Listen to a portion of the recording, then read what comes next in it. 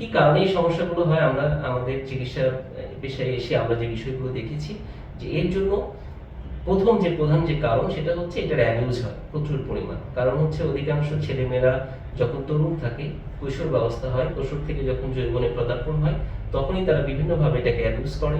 কেউ হস্তমৈথুন করে এবং হস্তমৈথুনের একটা লিমিটেশন থাকতে পারে।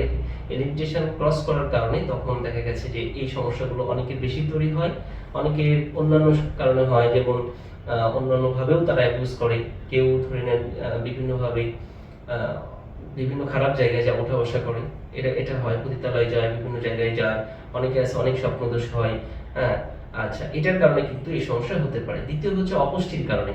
আপনার যে ধরনের খাবার প্রয়োজন ছিল, যে ধরনের পুষ্টির প্রয়োজন ছিল, সুষম খাবারের দরকার ছিল, এটার কারণে কিন্তু এই সমস্যা দেখা দিতে পারে। একটা হচ্ছে ৩ নম্বর কারণ হচ্ছে পর্যাপ্ত না ঘুমানোর জন্য।